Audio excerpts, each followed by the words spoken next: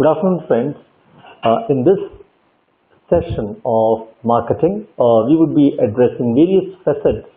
What we'll be doing in this session is we'll be picking up few case studies based on whatever we have learned till now and try to integrate different perspectives from marketing perspective, be it from a strategic point of view, be it doing a SWOT analysis for itself, or looking at opportunities outside, looking at what kind of product mix the company goes through, what is the growth cycle, be it of the product or of the company as such, and we're looking at from a BCG matrix as well.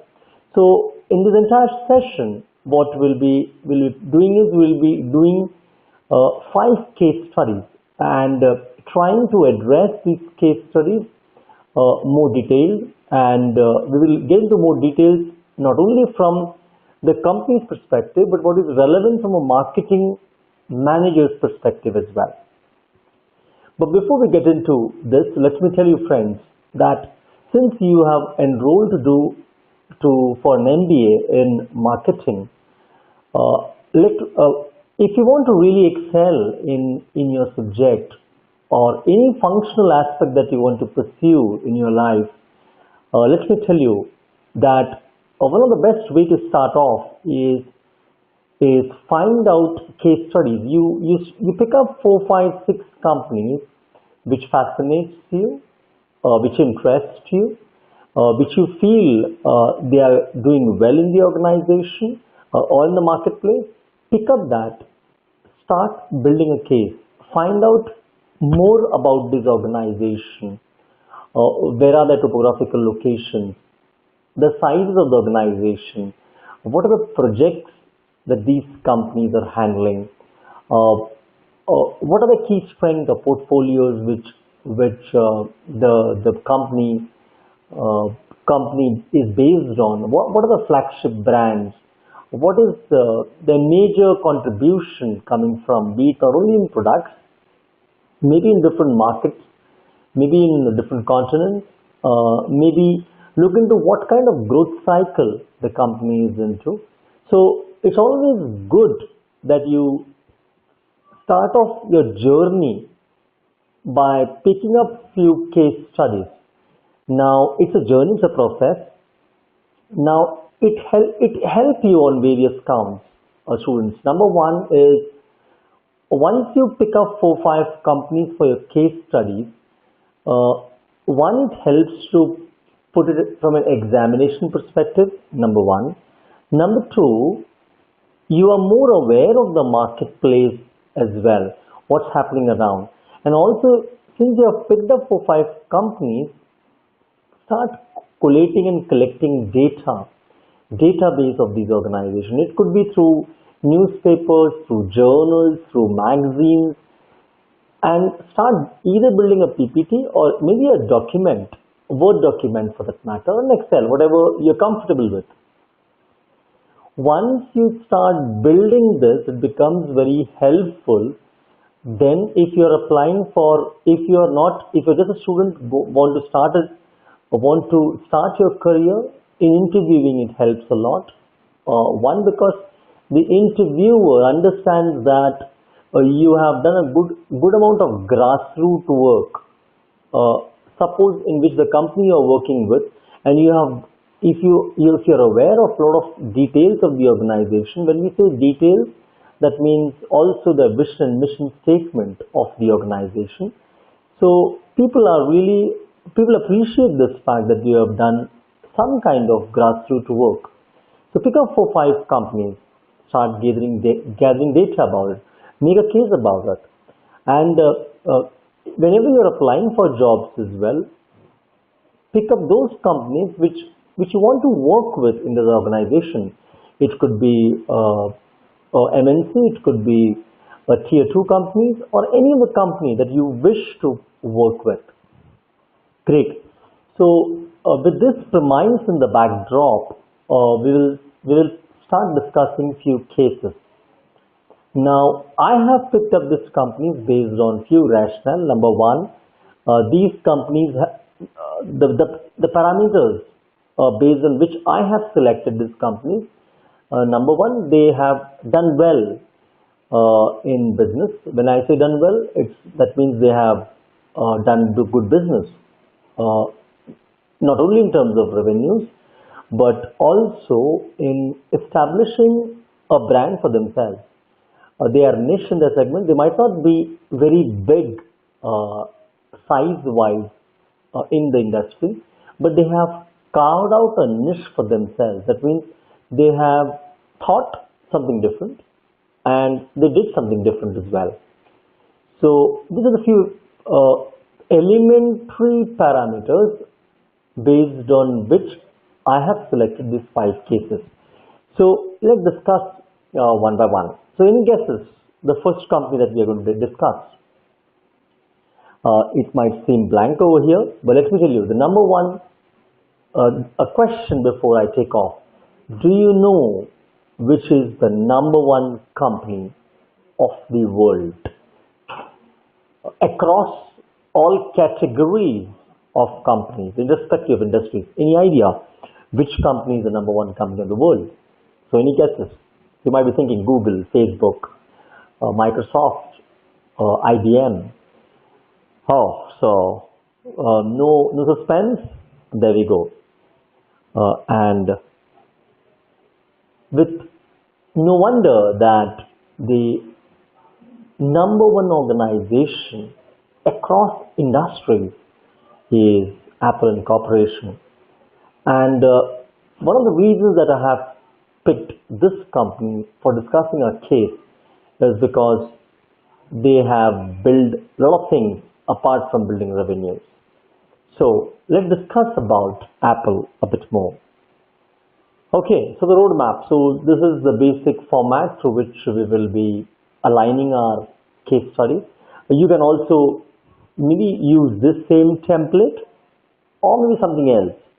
So in this template, what we will quickly run through is we'll get into a small bit of history because when you're building any case study of any organization, it becomes all the more relevant that you are aware about the history of the company as well. So we'll get into history, some interesting facts about Apple, which some of you might be aware, some of you might not be aware as well. The actual company profile, the mission and vision statements, market share, their SWOT analysis, and the conclusions as far as the case is concerned. Now, when we say conclusions over here, these are perspective, these are relative statements. It need not be looked upon as judgments. Now, when we are building up a case, it's always important that this gives you a perspective view. Now, it might be different for different people, but this is your view that we are putting it across. So in this case, it's my view about putting it across as far as the company is concerned. Great. Let's get back to history.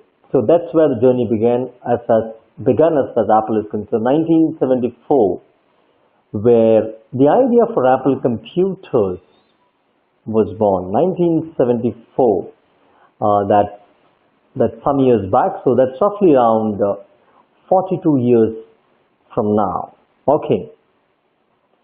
So the journey began where the idea of computer was born, and then in 1976 the first computer was sold as well, and the journey continued where in 1984 the Apple introduced Macintosh, and Macintosh was a niche category in the segment, and we also need to understand this was also the period where Microsoft and IBM were also there within the marketplace and also developing computers as well. So Macintosh was introduced in 1984, and then also a phase came, because when we speak of Apple, one synonymous name always comes in is all about Steve Jobs. So one of the top recognized CEOs across the organization or across companies, I would put across. Steve Jobs, who was one of the founder members of Apple, was actually dismissed in 1985. So roughly around 10-11 years, once the company was established, Steve Jobs was actually discharged. And the journey continued till the 90s era, and then came the new century, or just beginning of the new century, that's roughly around in 1998, Apple introduced the all-in-one, the iMac. Now understand, whenever we speak of Apple, one thing that always comes in, it's about creativity and innovation. Students understand this, that whatever things applies to organization also in a way applies to individuals as well. They are not very different, yes, content changes, but the context of what we are discussing remains the same. So when we say of creativity and innovation, students understand this point blank. And the point is that in today's turbulent times or dynamic times, I would like to call it, if you are not creative in your thought process, in your communication skills, in your behavior, in the way of doing things, if you're not creative enough, then you also become a Me Too kind of personnel as an individual or as an organization. And if you are a Me Too kind of product or a person or organization, and doesn't really matter much in each of these categories, you will find that if you're just a Me Too product or a person or a company, the days are not far when they become a dinosaur. So when I say a dinosaur, they become redundant, they become obsolete, they really become extinct in the very crudest form, if I am to say so. So if you're not creative enough to innovate new ideas, people also become dinosaurs in a way. So that's the reason these days you never speak of Nelco television. These days we never speak much of HMT. Their tagline always remained as gatekeepers to time. And the irony of the fact is that since they could not create and innovate and keep pace with changing times, they themselves are on the verge of becoming a dinosaur. Or the telegram office, it's extinct, it's gone, the office is shut down. So if you're not keeping pace with technology, with the changing times, we also become extinct. So whenever we speak of Apple, they have always led the way in terms of creativity. Now in 1998 is where they introduced the all-in-one. Now when we say all-in-one, it's about integrating different functions into the iMac. And then in 1999, a year after iMac was launched, Apple also unveiled the iBook as well. And then the journey continued from one step to the other, and the innovation also continued from iMac, the 17 model into 202, and then in 204 the iPod 3 generation, third generation, then we have iBook laptop, then we have iPod Touch, then we have iMac, then we have MacBook Pro, then we have iPhone 3Gs, then the iPads, iMac, iPad 2, iPhone 4S. Journey continues, and till now we are speaking of iWatches.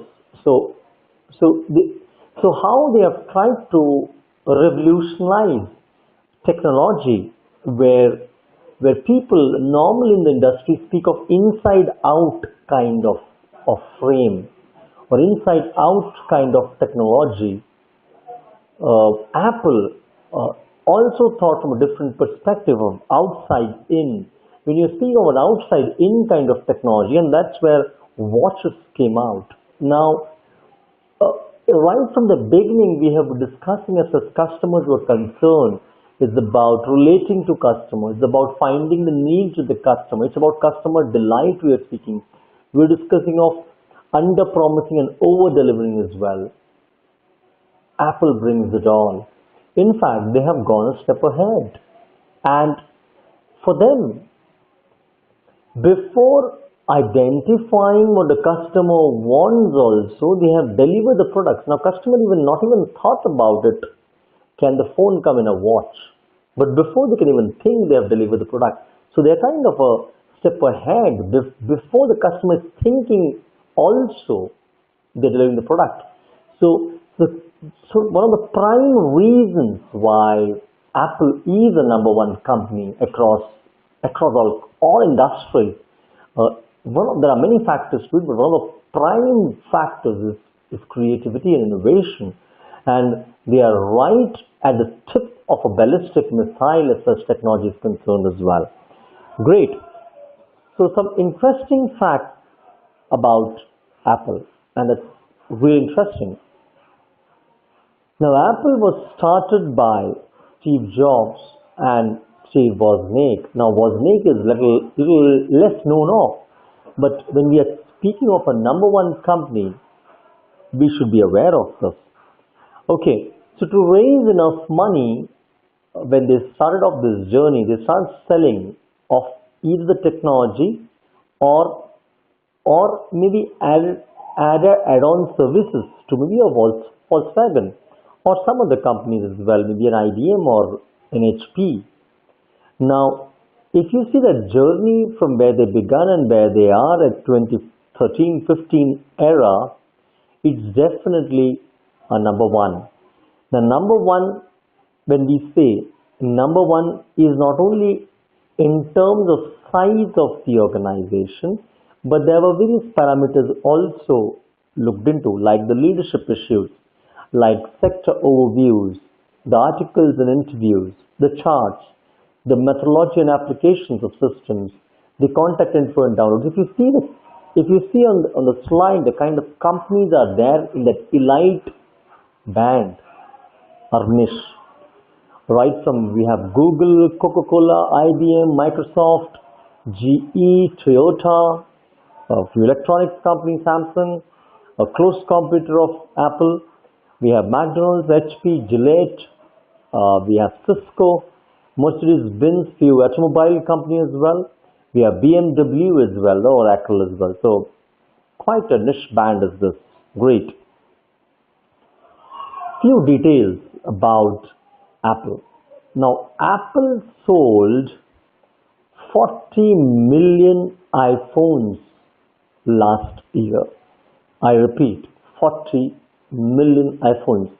There are roughly around 110,000 iPhones per day, and that's some size. They keep on selling it as well.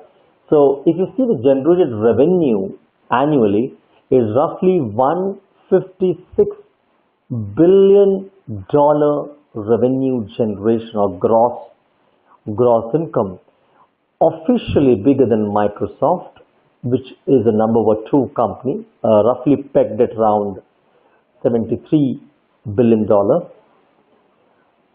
And if you see the relative size comparison, it is even bigger than GDP of 100 other countries as well. And that's very fascinating to understand this. A company bigger than the GDP of a country. So, and you understand the size which the company is operating. It's huge. It's large. Now, just to give you a perspective, now the enterprise value. Now, revenue generation value is one thing that we saw that around $170 billion is what Apple is. Enterprise value is about the total market capitalization cost of the company. That means it includes asset value, the brand value, the revenues all put together. The enterprise value of Apple is around $470 billion. and the total GDP of Pakistan is around 232. So, from a relative perspective, it's double of countries like Pakistan, or half of that of India. So that's some size. And if you see, Apple makes their employees, this is one of the strategic tools that they use, that before employees, especially the key employees who are into creativity and innovation into their R&D team, especially on the technological front, they are made to work on fake projects until they can be trusted. Now, why fake projects? Because errors, mistakes could be discounted on, so that also we could look into, as an organization, we could look into how companies are trustworthy. If they're given a project, can they do it within the deadline, within timeline? That's about the time thing. But can they develop a superior product which is adding more value to its customer? Now, let's talk a bit of competition as well.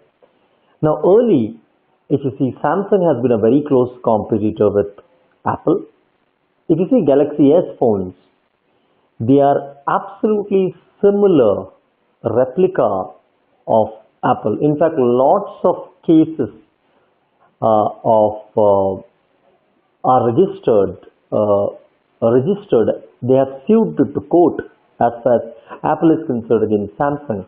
If you see in the image as well, they are both replica copies. The S series, the Grand series as well. A lot of them are similar in formation. Great. Now, let's also look into the company profiles, vision and mission. Now, we have spoken about vision and mission when we have started off our journey of marketing. But the current profile, if you see, of Apple, former CEO obviously Steve Jobs, we all know that. New CEO, the current CEO also, is Tim Cook. The revenue is around $156 billion, 2012. Worldwide operation, headquarter based in California in US, and their employee strength is around 75,000 across the globe. The mission statements are more the action-oriented work.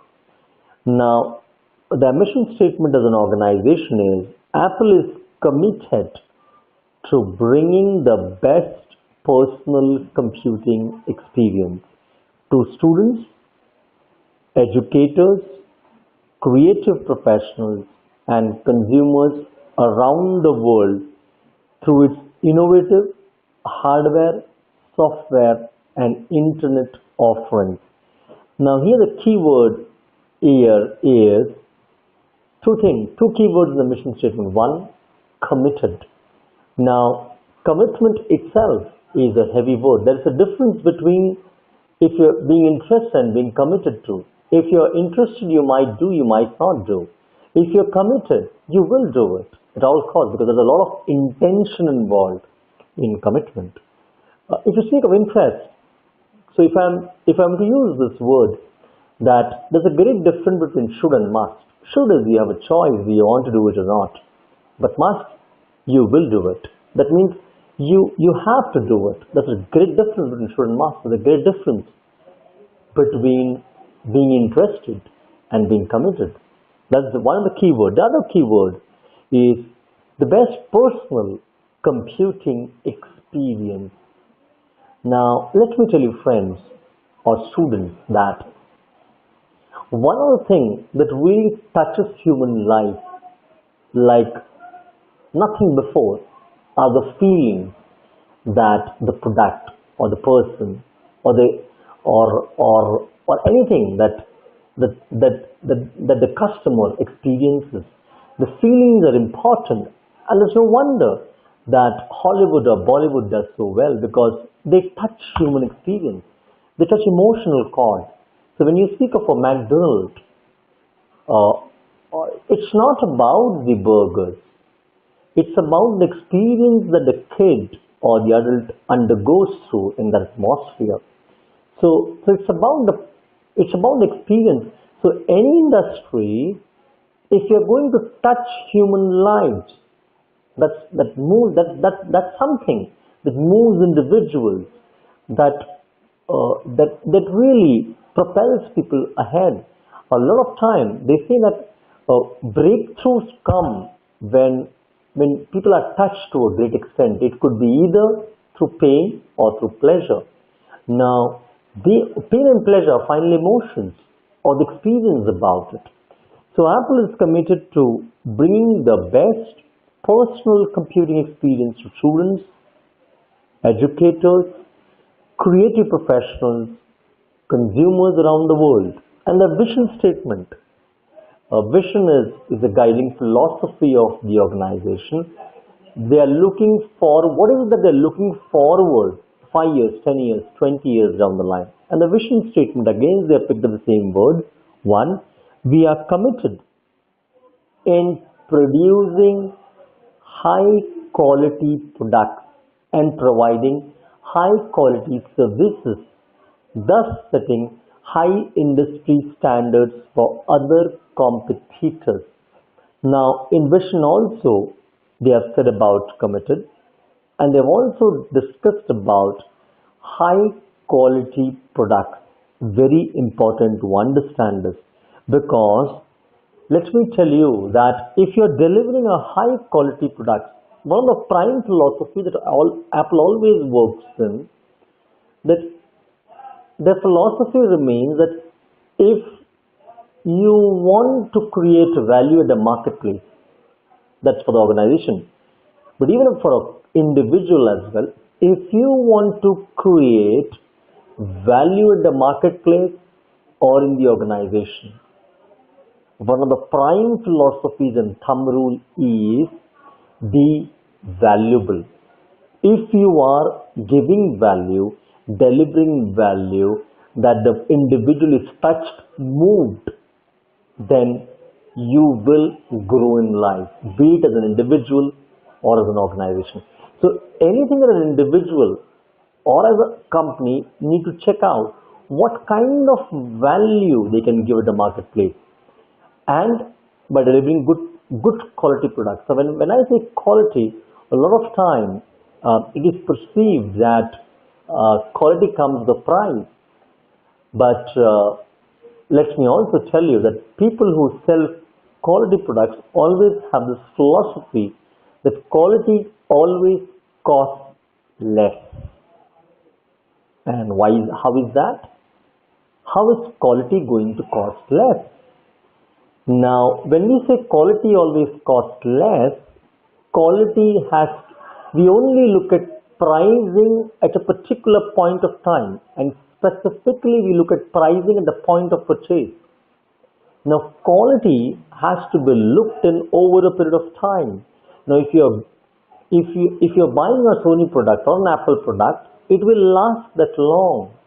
And we also need to factor in things like the post-sales service, like are there any maintenance costs to it? Is it a service-free kind of product or a free service product? So quality, if you see in the longer run, costs less, because you need not invest more money for its maintenance, or maybe for a repair, or maybe for an exchange, or maybe for a new product itself. So the vision statement is also says the same thing, that in producing high quality products, they're also providing high quality services, and thus setting high industry standards. They are saying that they not only giving high quality products and services, but they're setting the standards. Now, any company or competitor company, they look at Apple as a benchmark. Say, for example, Samsung, a very close competitor in the category that they also operate in, they also look at Apple as a benchmark. In fact, they have replicated and copied lots of same technology from Apple. Okay, so if you see Apple Incorporation's product market share in local international markets, let's see, this is something interesting. So from where Apple is making money, If you see, the flagship brand of the product is iPod, still is 42% is coming from iPod. Macintosh is closely, the computers model is closely followed by iPhone. In maybe 2-3 years of time, you will find that iPhone's taking over of computers and then the iPods. But this is the categorization. If you look at the financial history from 2002 onwards, if you see in 2009 onwards, it was a real meteoric rise. Now, the growth cycle for majority of products or companies always remain the same. They keep on building. So if you see from 2002 to 9, they have gradually improved on phase off. And then a point came where they have kind of went ballistic about it. That means they kind of went off their roof in terms of growth. If you see from the chart itself, from 2009 onwards, they kind of went off their roof in terms of growth. And 2012, they are touching real high figures. Now, global market share. Let's see where are the revenues coming in terms of continents. Now, the major chunk, close to 40%, that 37% is coming from America, and Europe is constituting 23%. So if you see, roughly 60% is coming from America and Europe, and the balance from the other countries. Okay, current growing products in Apple, definitely iPhones, and if you make a similar case study in say around 2020, and if you study Apple closely or track Apple closely, you will find that iPhones will definitely be a clear winner in terms of market share. So when you're looking from perspectives, iPhone from a BCG, Boston Consulting Group matrix, if you recollect that, iPhone at this point of time is a star product. And Macintosh or iPod are the cash cows at this point of time. So let's look at the competitors as well in terms of the product line. The competitors are quite a few. If you see, we have the iMac, the iPod Nano, iPad, iPhone 5.6, iPhone 5s, 4s, MacBook Air. And for all these categories, they definitely have defined competitors. And the competitors range from Acer to Dell to HP to Toshiba to Microsoft to IBM. Quite big size companies as well. And these are all IT companies as well. In the smartphone industry, so these were about computer competitors, but if you see from an iPhone perspective, the competitors are Google, Sony, Samsung, HTC, BlackBerry, Nokia as well. Great. From iPads industry, the close competitors are Samsung, HTC, HP, Dell, Sony, Amazon as well. Now let's look at the SWOT analysis or strength, weakness, opportunity, threat of Apple as well. Let's look at some of these strengths of Apple. Number one, it is faithful customers. Now, when I say faithful, faith is generated over a period of time.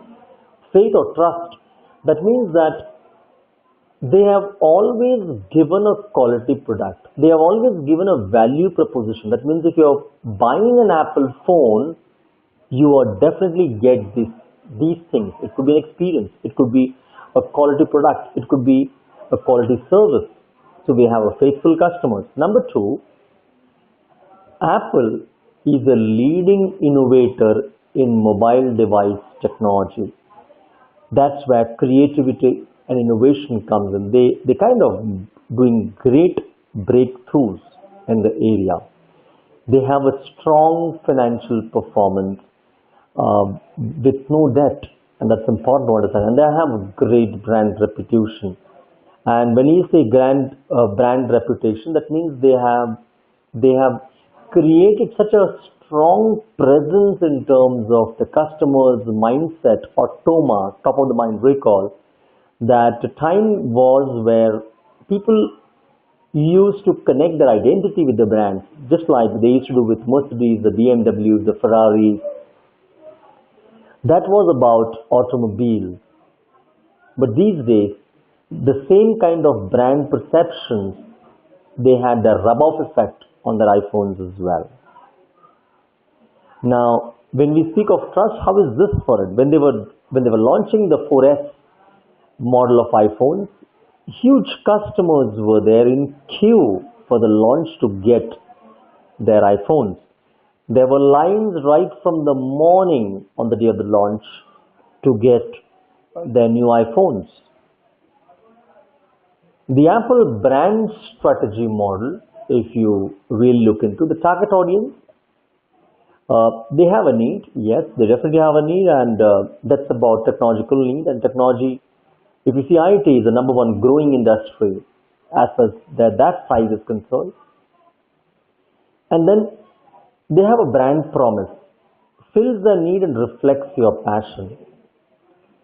The brand personality is the style with which you deliver your promise. So it's not only about just meeting the need. I have always mentioned in the past as well, gone are the days of customer satisfaction. These are the days of customer delight. It's about under-promising and over-delivering. It's about superior technology. It's about giving something more. It's about value-added services. It's about creating additional edge over competition. It's about being superior, heads-on, way ahead, apart from the competitors. So that's where you start adding personality to the brand as well. And your brand position makes you number one so that the audience resolve their need with you, not the competition. In any areas, if you'll find, you'll always have competitors. Now, competitors could be the same technology. It could be about reduced cost. It could be about technological innovation. It could be about topographical advantage. It could be about national advantage. It could be about networking advantage. It could be any of those. But in spite of that, people still want to buy you because you are a better product than the rest. Competitors, as Apple is concerned, a clear and honest brand is a barrier to the competition. It helps you simplify, sell, and succeed.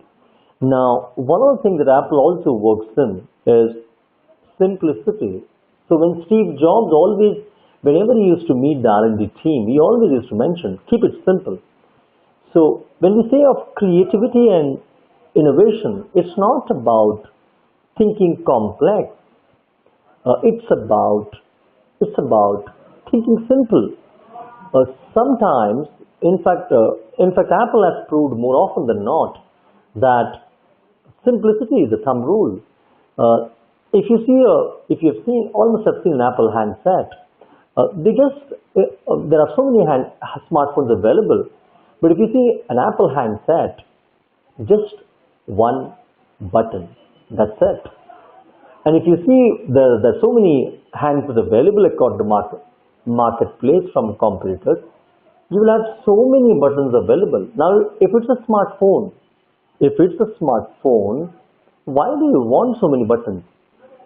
In fact, Apple now goes ahead and think, why also one button?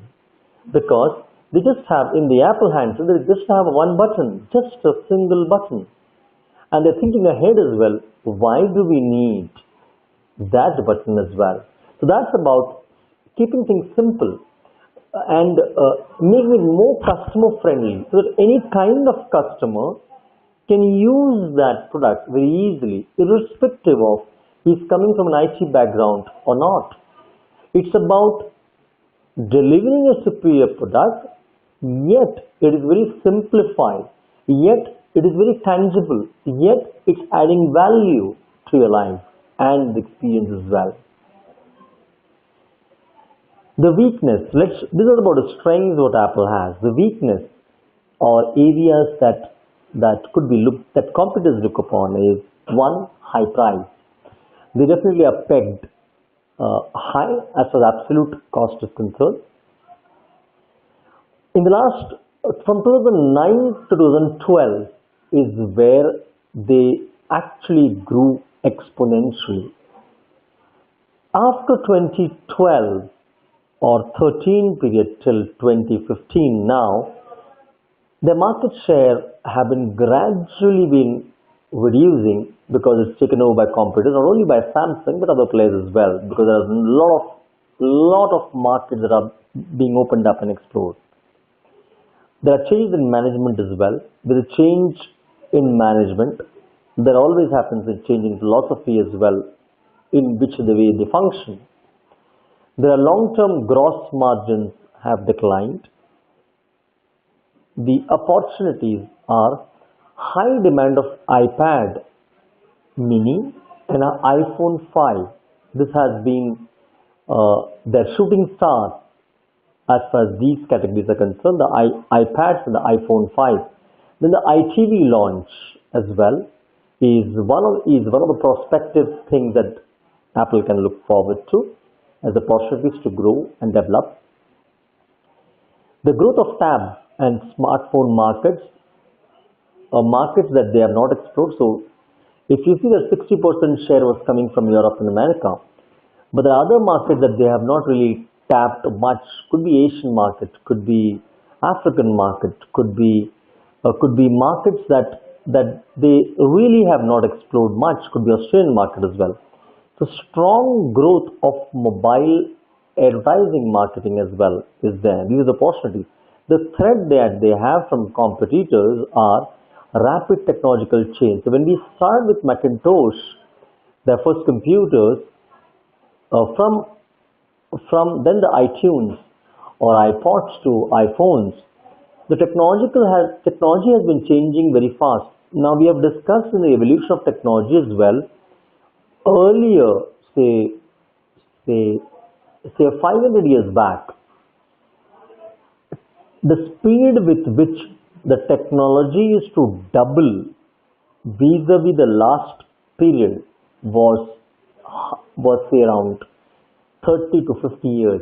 With every 30 to 50 years, the technology or the scientific technology is to double vis-a-vis the last period. That fast it came. This was 100 years back. But now, in the era, in this 21st century, every 10 years, the technology is getting doubled. So that means we are living in a very dynamic environment. We are living with a very kind of turbulent phase where every other day technology is changing as well. So in that rapidly technological changing market, can Apple adapt to this technology? Can they ride the growth wave of creativity and innovation? And how long is the threat that Apple has? The tax increase on the excise duties of IT products, the rising pay levels of Foxconn workers who are the associate company who works for Apple, and the strong dollar. So if they are going to expand to other markets, then they have looked into the revenues that they're going to generate or the net incomes as well. So these are the threats as well. So for more than 35 years, if you see, Apple has been a trend set company, able to foresee the future of domestic computers and consumers electronics. It will be continuing it because Apple's other name is innovation, and Apple know how to think different, and that is something of a case, isn't it? So their tagline or slogan as far as Apple is concerned always remains as stay hungry, stay foolish, because when you start thinking that you know, that's the start of a declining phase. So the tagline also sums it up as well: stay hungry, stay foolish, and think different are the tagline that they work on. Great. So this was about the Apple story, the number one company across the globe, the company that all aspires to look into the case, how they are growing, they evolving, they're developing, how they are able to every time create, innovate into a new league. Great. So that's about the Apple story. We move on to our second case, and that's interesting as well. So let's now look at some Indian counterparts, some other sectors, some different niches. Oh, Flipkart. It has been, Flipkart we all know, search engine. It has been a winning run so far for Flipkart. It has been a tip of the iceberg. It has been a dream run, if I'm to call it, till now as far as Flipkart is concerned. It also has put India on a world map as far as this sector is concerned. So let's understand and know the success story of Flipkart as well. Great. So first, if you see, Flipkart, India's largest online store. Now, that few details that is important, relevant from our context.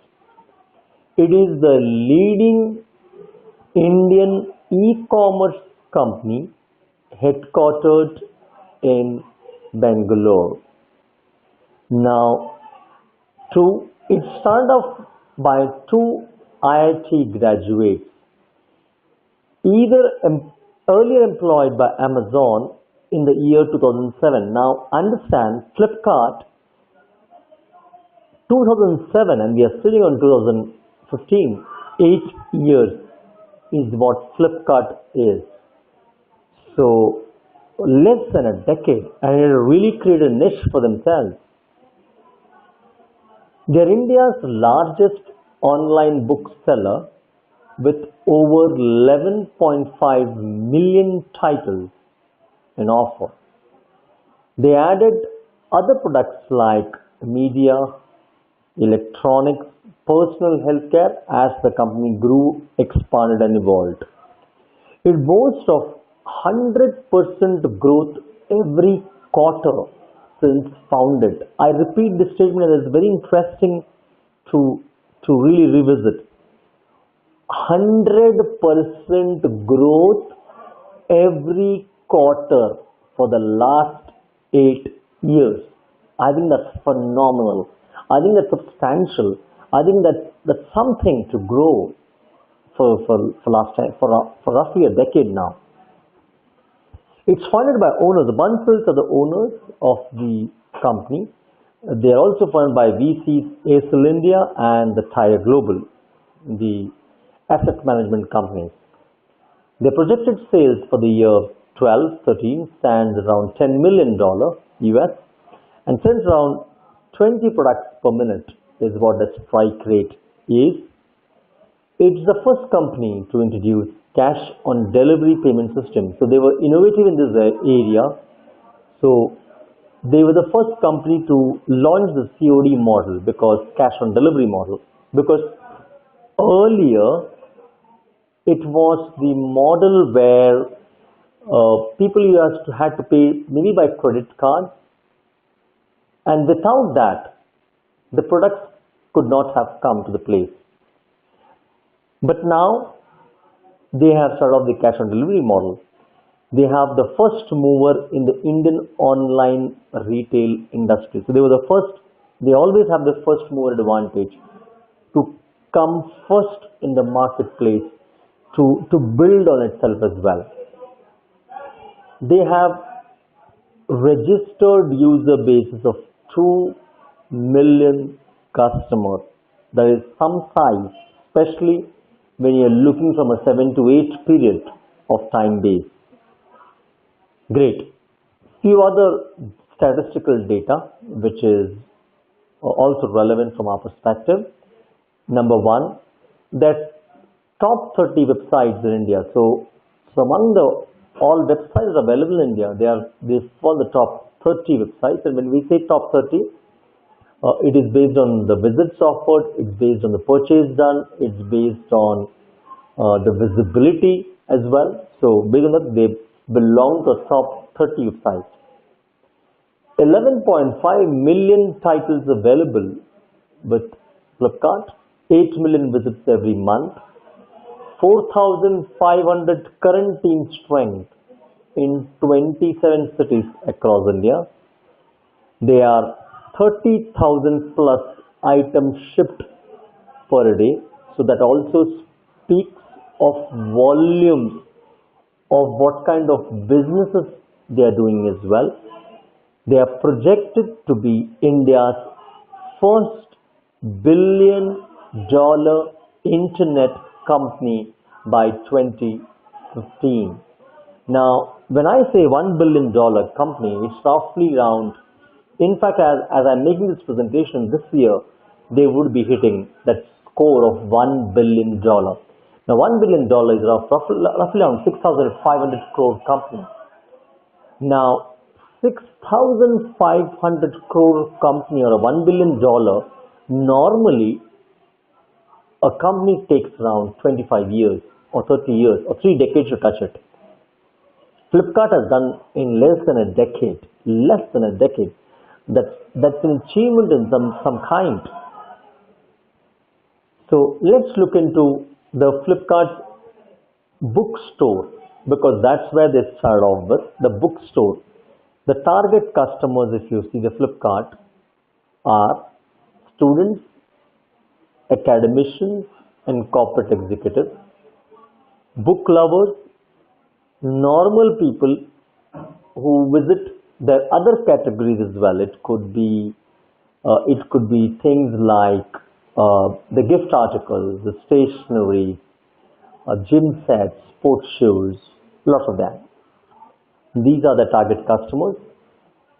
Their vision and mission, that's something of interest. And because the company was actually started off by ex-employees of Amazon, their vision statement is they want to become Amazon of India.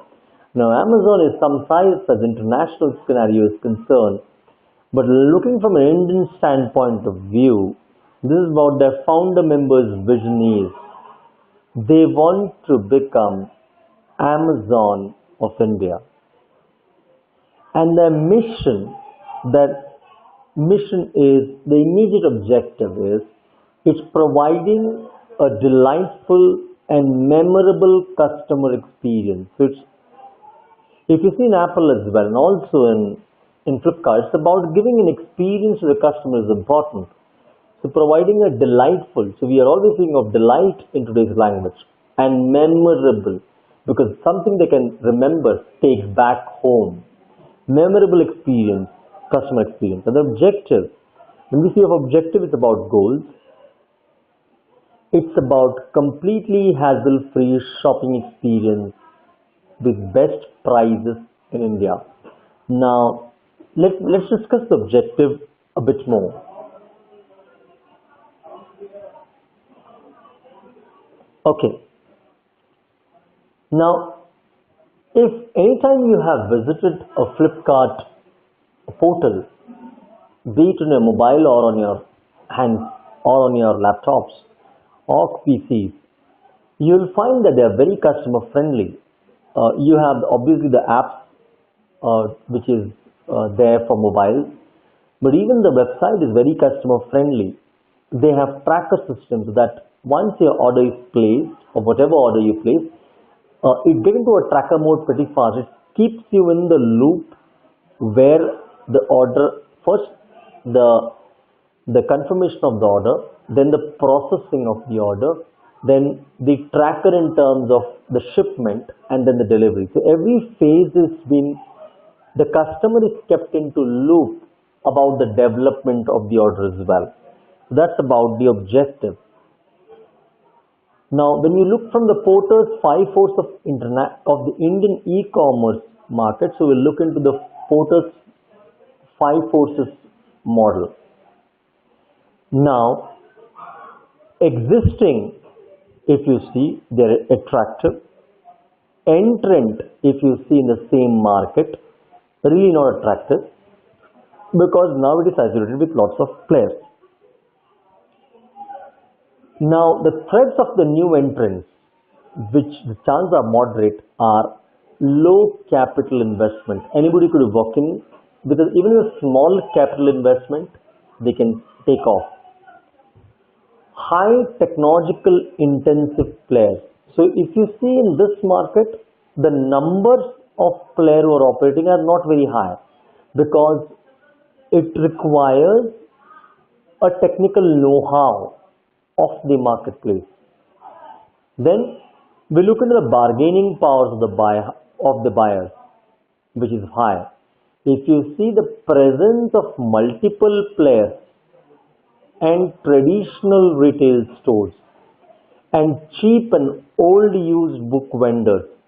So if you see these factors also play in. If you see bargaining power of suppliers are low, so we have large supplier base, decreasing popularity of printed books. So hard copies, the concept has really come down in the last decade or so. Threat of substitute is low because of traditional bookstores and advent of e-book readers like iPad and Kindle have really gained importance, and people these days have more transformed into the e-form of learning, the electronic form of learning. Since the world has moved electronically as well, be it from courier, be it from salary statements, be it from job portals, be it from search engines, be it from Google, be it from projects, everything.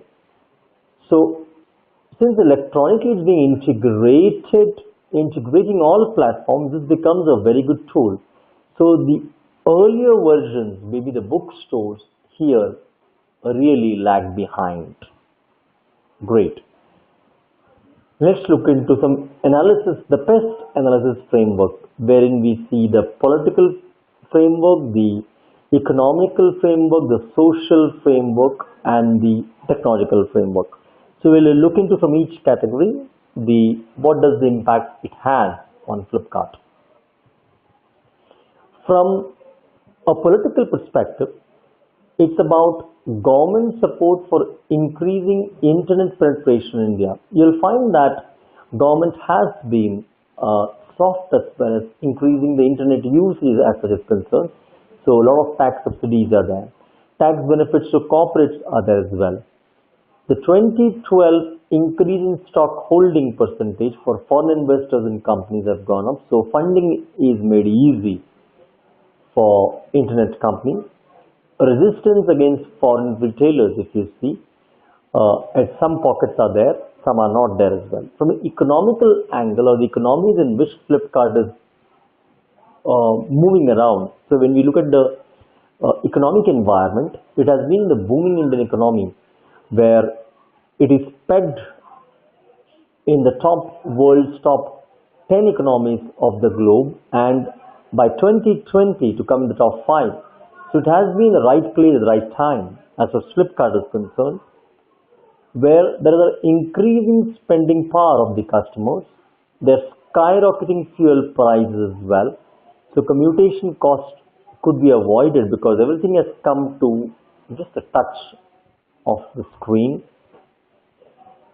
The base of internet use is multiplied by 10. So if we are actually doubling, we are not only doubling, we are actually quadrupling the use of internet across even the rural areas has gone up to 11 times. If you see in the last 6 years, the usage of internet has gone up roughly 10 to 11 times with some size.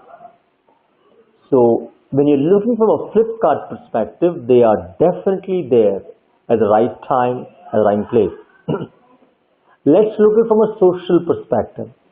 Now, socially, when you see, they have better comfort level and trust in online shopping, because earlier when Flipkart ventured into this online model, it is always a question of trust because you don't get to see the product, can't touch the product. since it's an online. So, so that's the risk that Flipkart took in as far as the medium of marketing was concerned and medium of selling was concerned. But as time grew by, people are very comfortable with this medium as well, where these days people buy vegetables online, groceries online, everything actually online. There's a high priority on time and convenience. Now, if you want to go out to a marketplace to buy a book or any other product, you need to spare of time, and time is a novelty these days. And also, Flipkart on a lot of cases have been propagating the concept of delivering the product within 48 hours on a lot of their product categories. So it's about convenience as well. You need not restrict your purchasing time from a 10 a.m. to 6 p.m. kind of time. You can do a shopping or purchasing at 2 a.m. in the night or 4 a.m. in the morning. So that kind of convenience that gives the customers.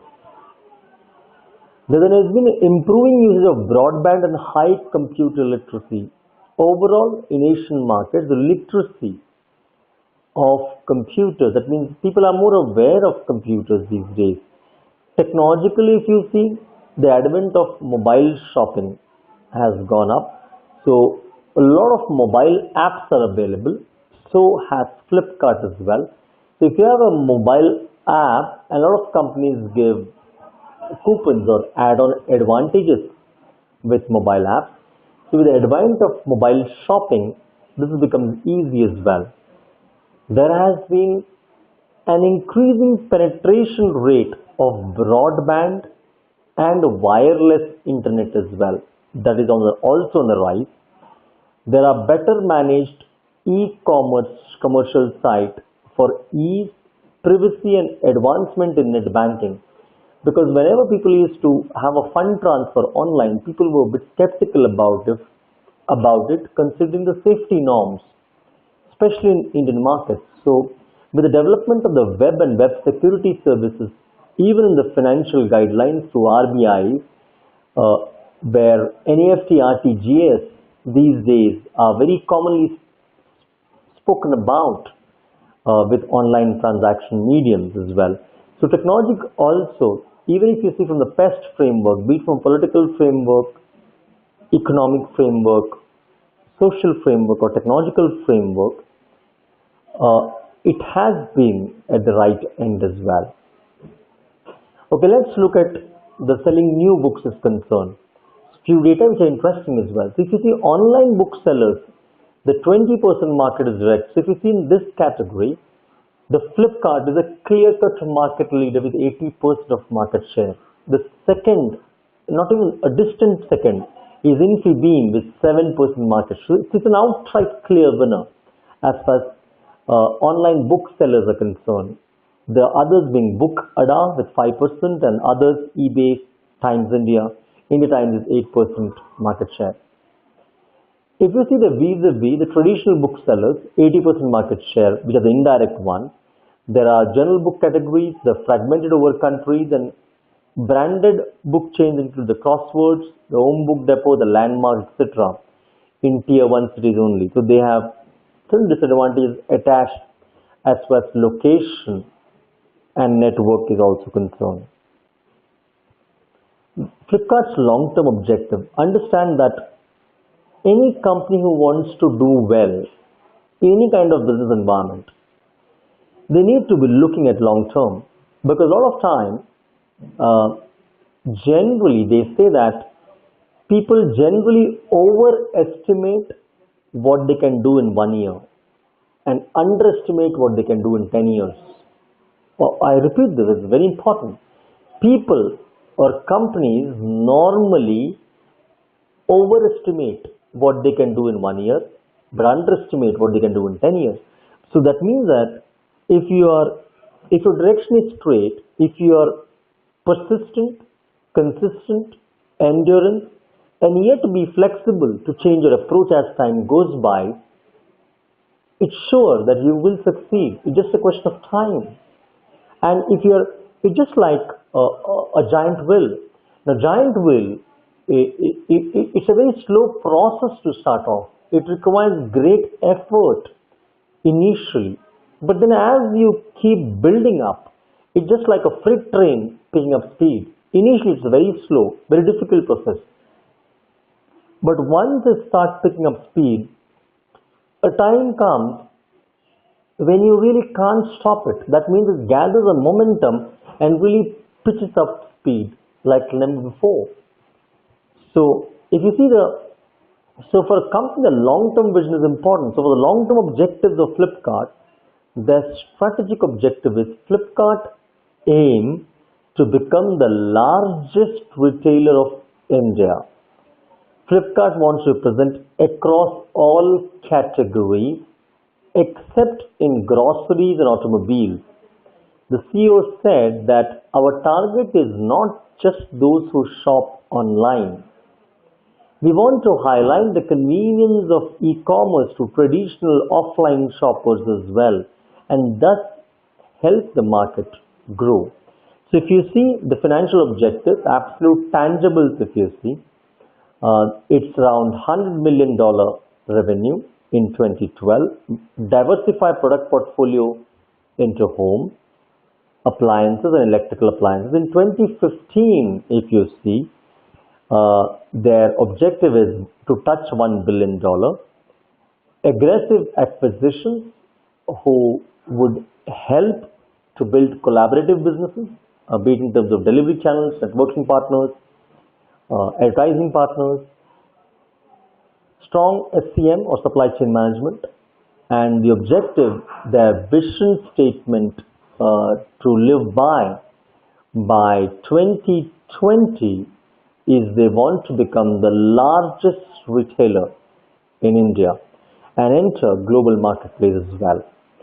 And let's look into some statistics which are interesting. So on x-axis we have pricing, and we have divided this into, if you see the x-axis on the slide, we have divided it into low, medium and high, and the y-axis we have taken up brand awareness. That means how much of the visibility of the brand is there in the people's mind. So there also we have divided into low, medium and high. And on the top right of the chart on the graph, you will see the zones of each, and it is shown in the graph by circles or ellipticals. If you see Flipkart is right at the top, and if you see the yellow, which is Infibeam, the second online bookseller, and we also have the book Adida as well, and there are traditional bookstores. If you see this graph carefully, you will understand that the pricing is very high of traditional bookstores, but the brand recall or registeredness is very low, and which is the reverse in case of Flipkart. So if you see, strategic map suggests that neither brand awareness nor prices are key success factors in the market. Since Flipkart is not the industry leader with high brand equity and lower prices as well. Let's look into the second dimension of it, wherein on the x-axis this time we have taken network. That means the network through which the company is available at different locations, and the y-axis again is brand awareness. If you see, the strategic map suggests that network reach of fragmented bookshop is name of the game. That means if you are networked well with your product, you will reach out to your customers. So they say there's a saying in Hindi. It says that the earlier saying was "Jo dikhta hai, wo bikta hai." That was the marketing concept. Means whatever is seen will be sold. But then the new dimension is "Jo dikhta hai, wahi bikta hai." That means whatever is only seen is only sold. So that means visibility and networking for that visibility becomes a key role. So that means the rules of games have changed and is amplified due to low internet penetration and online shopping awareness in India. But with changing trends, Flipkart will move to high reach and thus grow its market share based on other competencies as well. So if you see this chart, the traditional bookstores again, they have the network is high, but the brand recall value is low. And so is the case with the online bookstores of Infibeam and Book Agita. Now let's look into pricing versus delivery. So we have delivery on the x-axis and y-axis pricing. And the traditional bookstores are right on top there as far as the pricing is concerned. The high pricing but the deliveries are low. The strategic map says that low delivery time is a key success factor, KSF. It is obvious that physical bookstores will give immediate delivery. It's like cash on delivery. While for any online bookstore, it will take a number of days. Flipkart is low on delivery time and guarantees 3 days delivery at several items, but physical bookstores also take advantage of on-the-spot buying behavior as well. That's an advantage. If you see the KSFs in India's new book markets, if you see, the key success factors could be weight. The network reach is 10 on 10. The delivery by and spot buy is 10. The total weighted score, if you see, is 10. So 80% is what the physical bookstores have, and with Flipkart it's 16% as far as new books are concerned. So if you see confusion, competition in India's new book market, if you see, the online bookstores and the physical bookstores are the competitors for Flipkart. The online bookstore market projected is 30 to 35% in the next 5 years. 52 million active internet users with only 40% online shoppers. It's a huge chunk to be explored. The largely scattered physical bookstores across the town and cities, so they are not really networked well. The spontaneous physical buying behavior of Indian customers visiting malls as well. We also have books among the most gifted items in Indian youth. So it's also about, since learning and education has grown up as well, so does the concept of books as well. Displays large disparity between online and physical bookstores target customers. The online bookstores will eat the market share of physical bookstores, but only after customers are transitioned to internet medium of purchase. So if Flipkart has to make real inroads into customers, they also need to see the technology is also reaching out to people and places as well. Flipkart will be directly competitive with online bookstores while increasing the trend of online book shopping behavior through its excellent service. That has been the thing. Now, we also look into pricing versus brand awareness. Now, in this, if you see, the strategic map suggests that both price and brand awareness are key success factors in the market, especially in the Indian market more so. Flipkart is an industry leader with 80% market share, having a very high brand awareness and pricing value. We have other key tangibles as well. We measure it vis-a-vis availability and convenience. If you see a strategic map suggests that both convenience and availability are key success factors. Convenience caters to user friendliness of portals, tie-ups and banks with reliable in transactions. Availability refers to number of titles as well, and also various types of editions. So here also, in terms of availability and convenience, Flipkart, the big circle is way ahead of others as well. The key success factors is brand awareness, convenience. So when we speak of convenience, it's about delivery time and reach, user interface experience, the tie-ups for safe and reliable banking, availability, the threshold factors. Threshold means the factors that will take the company to a different dimension would be being in a very new industry in Indian market. Almost every factor contributes to the key success of an online bookstore. Going forward, some of the key success factors will turn into thresholds as well.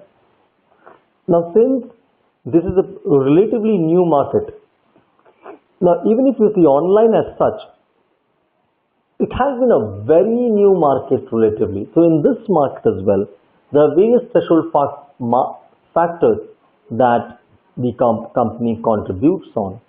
So if you see the key success factors online book market, if you see the yellow band which you will find at the bottom of your slide, if you see the total market, if it's of 100%, that is what weight means. Now understand, as students of MBA, friends, understand, you should be able to read data, because if you want to become good marketers or good marketing managers, we should have good sourcing to collect data, that's one, but we should be able to interpret and relate to it as well from our dimension. So why I'm using this data as well is, you would be able to, how do we interpret this data as well? So if you see the tangibles that we will compare are weight, that means the entire weight is the entire market, that's 100%. Flipkart is 80%. Infibeam, Book, Adidas 7, 5%, others are 8%. Now, if you see in all categories, right from brand awareness, convenience, and convenience includes delivery time, delivery reach, user experience, reliability, availability, pricing, all weighted score, they contribute, they are leaders in each of these segments. And not only leader, the second is a distant second. They are nowhere close by. And normally, if you have competitors close by, that means normally competition exists between what? Normally in any industry, the number one has a market share, especially the matured markets, have a market share of around 20%. If it's very much saturated market, the market leader could be 7%. Say for example, pharmaceutical market, a very old market, matured, saturated market. The number one company in India is Sun Pharmaceutical, and the market share is just about 8.5%. Now 8.5% is the number one player, and the number two are then staggered around 6.7, followed by companies like Pfizer, Glaxo, Panacea companies. So they're all staggered around 5.5, 4.5, 3.3. So these are all matured markets. But since online is a niche market, a new market, they are around, market leader is 80%, and the other distant 7%. Flipkart's existing triangle, the key success factors as we have defined, the brand awareness, convenience, availability and price. The competencies that they are looking forward is excellent product delivery, self-owned delivery channels. This is we want to rely on some outsourcing factors, the supplier network, the first mover advantage, the payment mode and modality, the excellent services, the internet strategy, and the large loyal customer base. And the value proposition that they want to make is completely hassle-free online shopping experience with best pricing in India. That's about the existing triangle. But now the new triangle that they want, and they want to raise that bar. So critical success factors from what they had earlier was brand loyalty they have written. with the user experience reliability. They want convenience, which was always a part of that triangle, availability. So they have built in brand loyalty. When you see as competency, they are the same, but here they want to build a large cell phone delivery channel, supplier network first to the market. The mobile shopping solution increased reach as well, innovation in services as well. It could be in payment, it could be in technology, it could be in internet strategy as well, with a large loyal customer base. And the value proposition again obviously being completely hassle-free shopping experience with best services to everyone, everywhere, and every time in India. So that's what the value proposition that they're looking forward to from here on. So students, you need to understand that however good you might be doing, be it as individual, as companies, you should always have that frame, what I can do better. If you think you have already done better, then you are kind of trying, you'll get stagnated pretty soon. So however fast you are growing, you always need to, there's always the next level, the next bar. So you always ask the question, what's next? What else I can do? What is it that I've never explored? What is it that I've never tried? What is it that I need to look at differently as well? What all new resources I can try or explore? Or what are things that has stopped me from growing? So these are the powerful questions that people and companies need to ask to themselves to grow and evolve.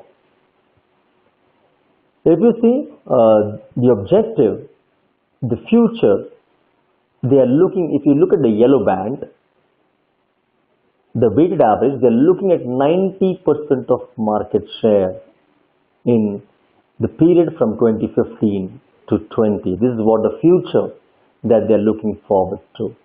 The conclusions, if you see, as far as Flipkart is concerned, they are looking at convenience. That means they are looking, convenience still remains the name of the game. That means they want to develop an online mobile shopper still remains a strong and convenient touch point with main factors as delivery. They want to look into that the products reach on time at different locations, at difficult locations as well. They are looking at brand loyalty. When we say brand loyalty, that means excellent user experience. A loyalty will only come in if you are giving wonderful experience to a customer on the e-commerce website. So it's about speed, clarity, usability, user friendliness as well, and availability as well. When we say, it's very important if you are in a retail segment, the availability of a product is important. So it's about choice and availability of printed modes of ebooks will play a major role in catering to a larger audience. Suppose if you look at a book as an example, and if you, say for Flipkart for that matter, if you have a list of books to select from and half of the books are not available, say for example, so it leaves a bad taste in the customer's mind, and that's not a good experience that the customer cherishes up. Once in a while is okay, but if consistently products are not available, then somewhere within the customer's mind, their image is tarnished. There is a denigration of the perception of shopping experience with the service provider. So when you're looking at SWOT, so the strength what Flipkart has is customer service, online discoverability, the brand that they have developed, the inventory management, self-owned delivery, the supplier network, innovation and competency. The weakness which has no control over small value orders. So we don't have real control over that. The free shipping and build cost. So what Flipkart has done, they have now raised the bar from a free thing. They have come with a purchase of 500 or above, the shipping will be free. Less reach as compared to physical bookstores, because physical bookstores, the accessibility is there. The global reach is what the weakness it has as of now. As of now, it's very strong in Indian market, but need to look up to explore. Opportunity that Flipkart has with them is untapped mobile users, coverage of all parts of India, the ups with book fairs, education institutions, enter new untapped global markets as well.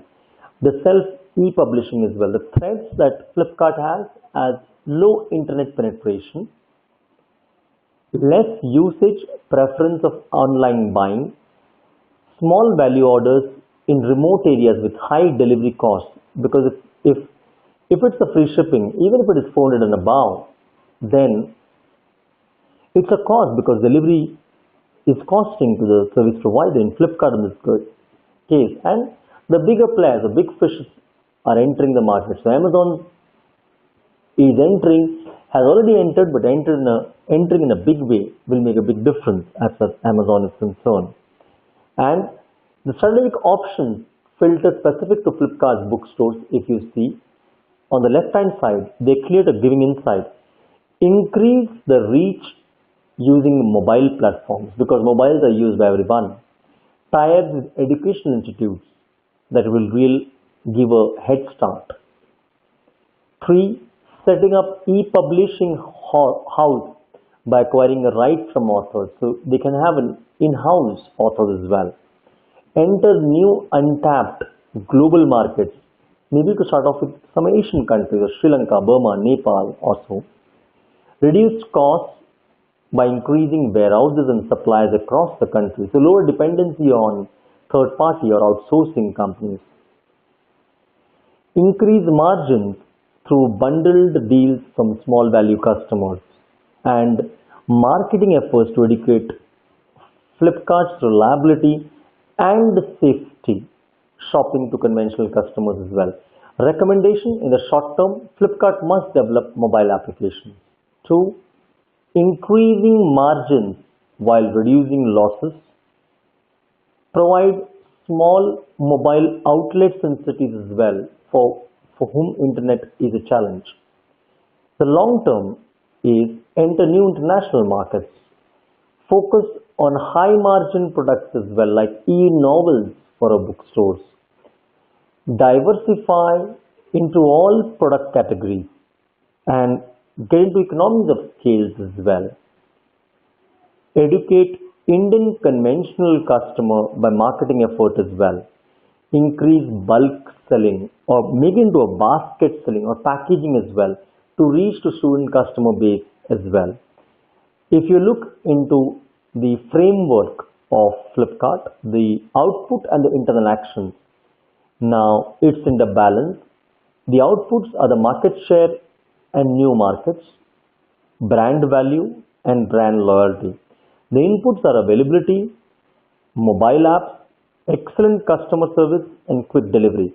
So innovative and products are what they are looking at. So if you look at from the CCC or the Customer Company Connect framework, the connect to customer increases the reach, promises customer value proposition, provide the customer best price, service and quality, and respect the customer and win over loyal customer.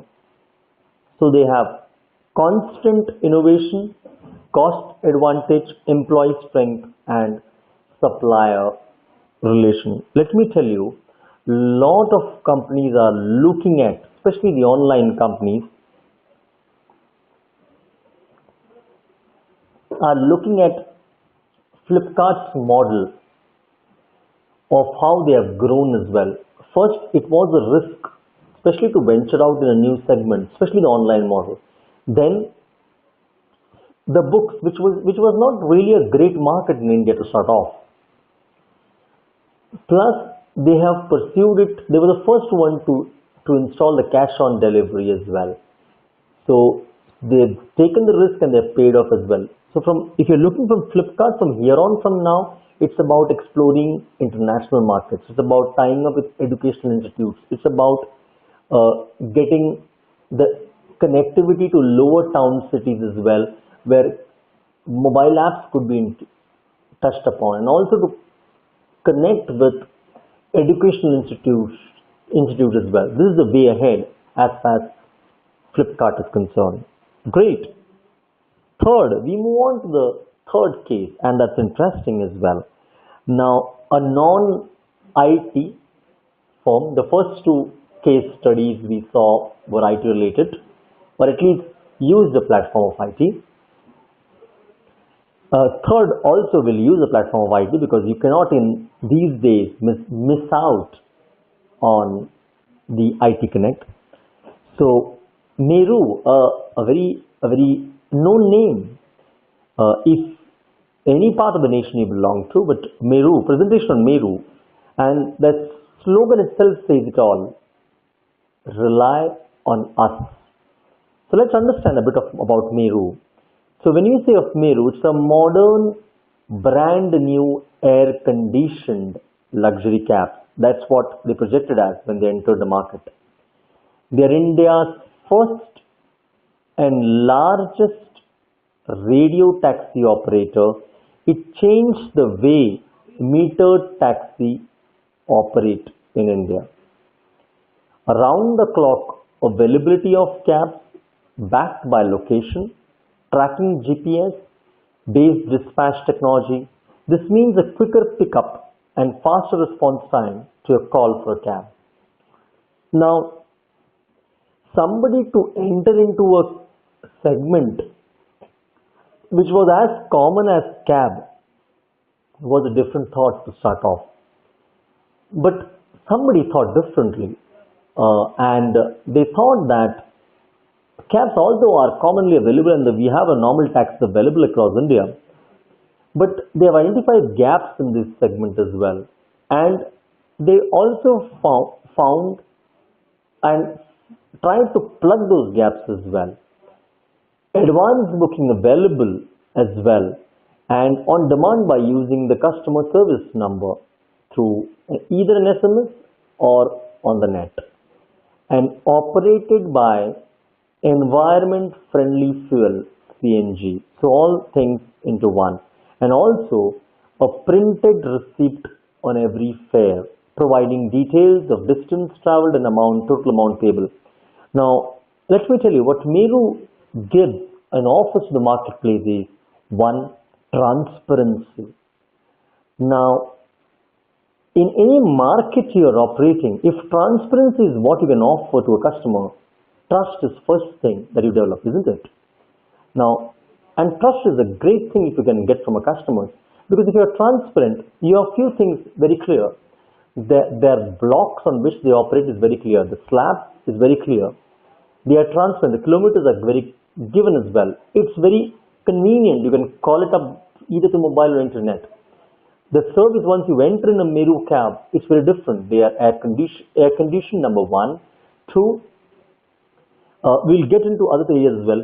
But this is a kind of, and there's also been an experience of traveling in Meru as well. It's a very daily used kind of stuff, but still very much different. The entrepreneur behind, the man behind the product, Neeraj Gupta, the managing director. If you see, the first generation entrepreneur, Neeraj Gupta created the finest radio taxi service in India under the Meru brand name. Under his guidance, now if you see, Meru has become a synonym to radio taxis. His entrepreneurial skills had made Meru a single largest radio cab service in India, with fleet size of more than 5,000 cabs operating in Mumbai, Delhi, Hyderabad and Bangalore. 5,000 cabs is some size. He has a simple mantra of success: self-belief, focus on goal, and giving 100%.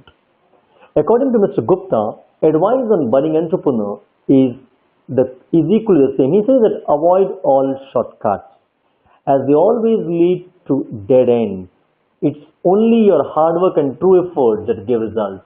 And that's what we have been talking about as well. Let me tell you, a lot of time, our short-term solutions are our long-term problem.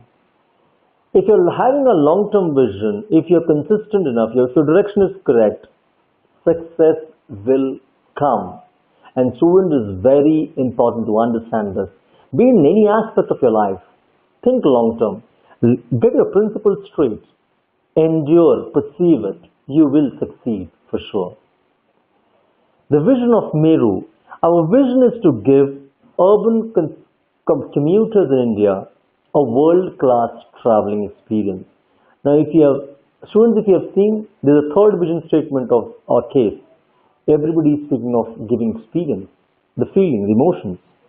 By using a technology that has evolved in developed countries of the past 20 years. So, a few clicks of Meru, the entrepreneur. So, Neeraj Gupta is simply a commerce graduate from Mumbai University.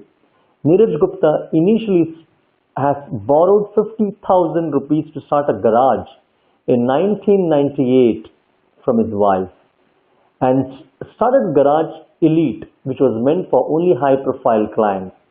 He started one bus for pickup facility for Tata Infotech, that's in 2000. Then got the contract of pickup facility for Untitled India, a BPO outfit floated by Tata Infotech as well. By 2002, Neeraj was owner of few buses with a turnover of just 11 lakhs. In 2006 August, that's when Neeraj applied for a taxi service license offered by the Maharashtra government. 2006, again, less than a decade, 9 years.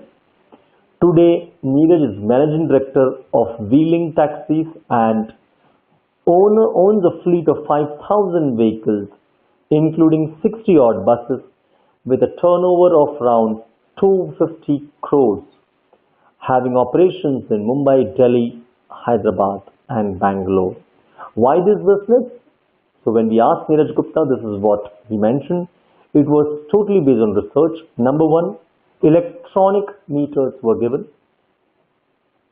The digital one, the mileage was transparent, upholstery was developed in the vehicle, speed was there, and the driving comfort and experience of traveling as well. Meru, the name comes from Mount Meru, meaning center of the universe. The same term was taken from mythological belief rooted in Indian heritage.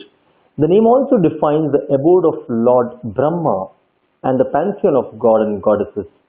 According to ancient texts, Meru mountain was the epicenter of the earth, and when churning of oceans took place, Mount Meru was able to withstand all the resulting turbulence as well. Meru, the brand, is a reflection of its name. The investors, the IVF for the India Value Fund, the premier private equity fund, the manager of a corpus of around 60 million took an equity stake in company with a view to create one of the finest passenger transportation business in India. The facts of Meru, launched in 2007 with 30 cabs. Understand, 30 cabs is a very minuscule size. October 2007, started pickup drop-in facility from Mumbai Chhatrapati Airport Terminus. Increased cab size from 30 to 200. Then extended to BMC limits. Launched driver training programs as well. In 2008, Delhi 250 cabs were launched. In Bangalore, 500 cabs. Hyderabad, 400 cabs. Launched Meru for Women, where safe, secure and convenient transport option was given. Launched credit and debit card payment in Bangalore as well. Then also in Delhi followed up. If you see, it has given a lot of recognition coming up, be it in Hindustan Times of India, and vis-a-vis the private taxis, they are a way ahead by some margin. And also in terms of taxi fares rates as well, they have been very much transparent about their pricing as well. Awards, when you speak of, during his journey with Meru Cabs, he has facilitated with lots of awards. He has been given the Entrepreneur of the Year award. It has been Udyog Ratna award in 2007. The Excellence Award by Institute of Economic Studies, the award from All Passenger Association, being the largest and the best taxi company in the country, and the Best Entrepreneur of Year award from the All Passenger Association as well. Business model: agents from the companies go to the area where the drivers hang out, such as airport, parking lot, call centers, malls, and then explain business to them. Then they trained the drivers as well. So after the formal application, successful drivers pay a refundable deposit, an application fee, and undergo 2 weeks of training. The driver is then given a vehicle for which he has to pay a daily fee, and any profit after the fees and fuel expenses goes to the driver as well. The operator owns the vehicle in the fleet, and the vehicles are brought in the batches of 100 to 200 from various manufacturers. So after a period, the vehicle belongs to the driver as well. The driver are assured a certain number of fares every day. However, driver have to pay a fee if they take leave on the day of duty. The driver performance is monitored through GPRS module fitted in the car, and the global positioning system is tracked. This is for the safety and also for the transparency of the customer. As advertising is concerned, Cabvertise registers trademark of Meru Cab are the one who advertises on the vehicle and other places as well, also on internet as well. Vis-a-vis Easy Cab or other private manufacturers, they have great advantages right from to the driver, I mean to say, from low deposit, security, assured business, the trust, the brand loyalty as well. Advantage: thoroughly trained chauffeurs in a smart Meru uniform, fluent in English and Hindi.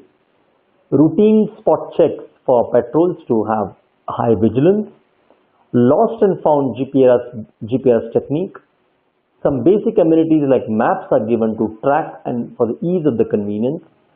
And panic button that is installed inside a Meru car, which enables the driver to connect to control centers as well in case of any emergency or mishap as well.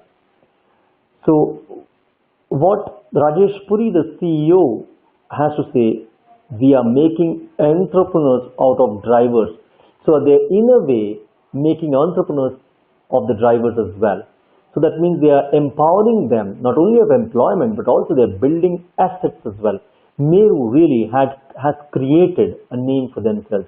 So when we ask them what's next for Neeraj Gupta, so Neeraj has planned to develop his company V-Link into an end-to-end transportation company as he mules over entering into a bus rapid transit system and also look forward to a private-public partnership along with Indian Railway as well. That's visionary thinking, isn't it? Great. So this was the third case, Meru, a standout name from a different sector. They are close to $250 million as of now. Again, less than a decade. The third case we will like to speak on in the coming 15 minutes. We'll take two cases. That's about one, LG, the rural marketing approach. So if you see the rural market in India, the Indian rural consumer, if you see, roughly around 6 lakh villages are there, and across the country, and 70% of the population lives in the country. So when we have discussed cases like Apple, which was a completely urban product, we have also taken, say, Meru, more urban product, and also Flipkart, more an urbanized kind of domain as of now. But we'll also look at the rural setup as well, especially from an Indian market or Asian market more so. 70% as such Indian rural market stays in villages, and for several product categories, the rural market accounts for close to 60% of national demand. And if you see increased branch numbers in rural market are there, postage of 93 area managers across the country as far as LG is concerned. And LG has been a symbolic name across the bandwidth of population in India. And Life's Good is their logo. They are delegating area managers with more power, making the dealings with the dealers more transparent as far as LG is concerned. They are publicizing by means of road shows, society demonstrations and localized show in rural India to penetrate the rural market and direct interaction with consumers as well. In rural market, they have a 4A approach. Now when we say a 4A, 1, availability. If you see the slide itself, it's there available across. That means 65 remote area offices of LG, 230 service centers, 2,600 mobile authorized personal staff. That's on size. Affordability, price. So when you're looking to enter into a rural market, you should have a price advantage. So Sampurna, that means the rupees 300, the Cineplus rupees 4,900. So availability, affordability, the other A is acceptability. That means the product localization has to be there. LG comes out from a Hindi and regional language, means on its TVs. Now LG was the first brand to introduce gaming in TVs in continuation of its association with cricket as well. So a very household name as well. And the fourth A is awareness. That means through lots of promotion they have made the brand more aware. So supporting Indian cricket team, LG ki dua, all the best.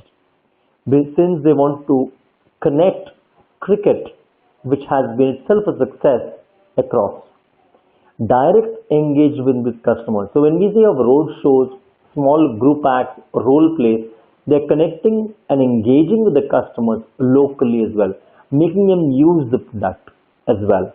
Word of mouth publicity as well. So when we say word of mouth publicity, this has been one of the strongest methodology as well. So when they applied the 4A philosophy, the implications were this. Results, 20% of companies' revenue come from rural India.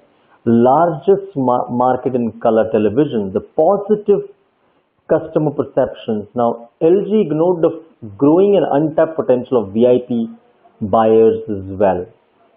Now, when you're looking at LG, they are battling it out in the two worlds. So even if you go to a Cosmo kind of tier 2 cities as well, there's always two worlds battling it out. It has to change its positioning as well. Now you can't just focus only on one market, you should be the best of both as well, and flexibility enough to adjust. So if you're looking from an urban populace, it's too late. That means it worked. LG is worldwide and LG India has two different worlds. It has the premium high-tech brand. In LG India, mass market strategy worked because if a company wants to be a market leader and successful in India, it has to occupy this space. These are the changing times as well. That means the rival Samsung already synchronized its latest range of LED TVs, touchscreen phones like Ultra Touch, Samsung Jet and side-by-side refrigerator as well. So these have been very rivalry as well. So when you're looking at the fourth case, LG is it has been primarily a dominant player in the rural market, addressing on electronics goods, refrigerator, AC, TV, washing machine, and household goods as well, mobile handsets as well. On the flip side of it, LG also has to look at the urban market as well. It should not be perceived as a brand to be only a rural brand. So it has to gain that reputation as well. So that's about LG. Great. We move on to the last case. Now, when we say last case, it's not a company or the brand to say it, but it's a sector in itself. And the sector is pretty interesting, and this is something that has touched all our lives as well, the mobile wallet. Now, when we speak of mobile wallet, still very niche in India, very emerging, but globally it's there, made its presence felt. So which industry we are talking of? Banking, yes. So what is an M-Wallet? Now, why I have took up this case as well? Students, we should be knowing what's happening around as well. We should be knowing what's new as well. Because if you want to become good marketing managers or whatever, we need to be aware and updated about what's new as well. So what is an M-Wallet? Now, it comes from mobile plus debit card or credit card plus many other services. It's a virtual money in your mobile account from which you can pay by just sending an SMS. So we are not here speaking of internet banking. Through an SMS, we can do transactions. It is a non-financial company storing funds in an e-wallet. This account may be loaded from anywhere by depositing cash. Now, the cell phone may then be used to access money from anywhere for any transaction. Now, understand, here there is a third party intervention over here. That means the banking is done by a third party. So, here the bank is not a third party. So, when we say of M-Wallet, there is a non-financial company associated as well. Some history about it as far as M-Wallet is concerned. It started in Japan as a solution to a problem of not having small change in gas station, ticket counter, etc. And this is something that we all face in our daily life. If you're going to a petrol station, if you don't have a small change in rupees or anywhere where the small transaction, either there's a problem of a change. This is where it comes in very handy, the M-Wallet. The NTT Docomo started to offer M-Wallet service in 2004. In Kenya, Safaricom have 150,000 M-Wallet customers who deposit money in their mobile accounts and making the payment by sending SMS. So this is where a small history about it. Now, some services offered by M-Wallet are one, the services that are offered are one, banking. That means withdraw money, make remittances and inter-account transfer.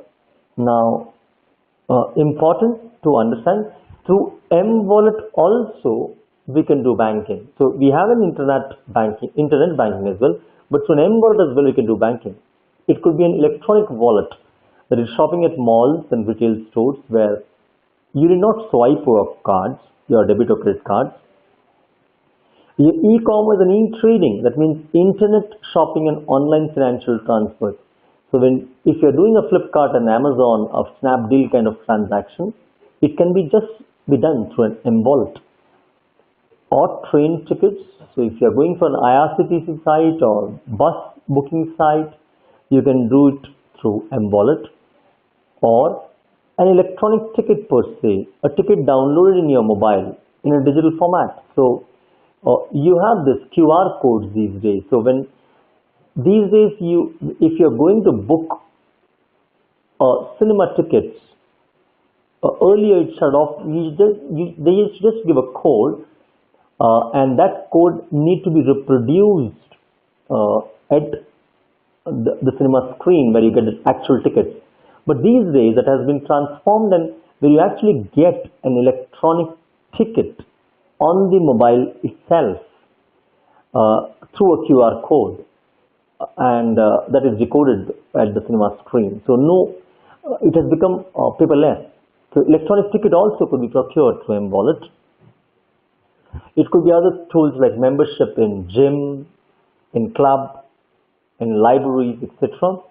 The identification and access control for employees and students as well. So it could be paying your college bills, your tuition fees, or even salaries as well could be done through M-Wallet. So if you see banking in the last 20 years, it really has come a long way. Gone the days when people used to go, if you want to go to a bank to even withdraw or deposit money, it was a half day off for you because long queues. And then with the evolution of ATMs to start off, with digital revolutionization, with internet also coming in and giving a platform for banking as well, and internet banking coming in, a lot of things has changed from there on. The banking, you don't need a physical bank. The bank is in your pocket or in your mobile, and that's where M-Wallet comes in. So you have a digital wallet. You don't have a physical cash, but you have a digital cash at your disposal.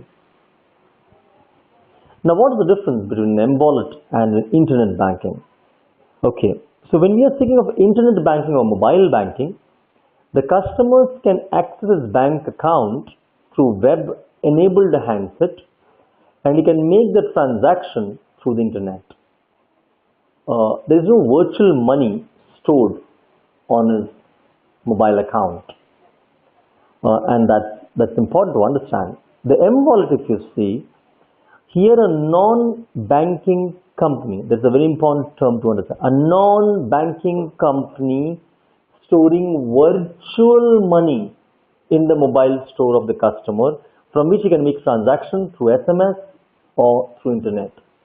So a non-banking company comes in. For example, there are non-bank, for example, Visa, the Master, the PayPal, M-Pesa.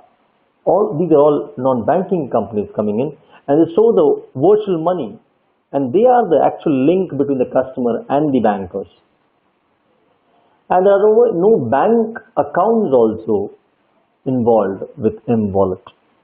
In India, an earlier version of M-Wallet was introduced with Bank of Punjab, offering service in the year 2002, by which its customers can purchase by sending an SMS at some point of time.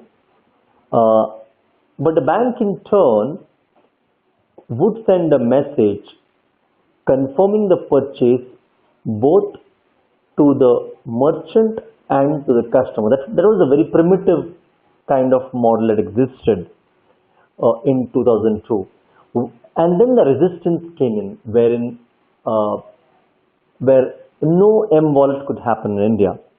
And the RBI guidelines initially said that there could not be a third-party transfer of money, not through bank account. That's what the RBI guidelines earlier. And he expected that RBI will come with rules for M-Wallet, and they had come as well. Downloading ringtones by a prepaid account is a limited version of an M-Wallet to start off. It does not fall under RBI guidelines since there are no third party involved. But we are in the way of M-Wallet as of now. Delhi Metro Rail Corporation with Citibank M-Ticket, Reliance Communication with HDFC M-Pol, M-Pay and Virtual Credit Card, the Airtel with SBI, ICICI, Corporation Bank as well. If you see the cost involved are, if you see, in US it's less, in India it can be 0.8% to 1.5% of the total value of transaction due to low volumes of business. So if you see, the transaction cost per transaction based on the volume that they do is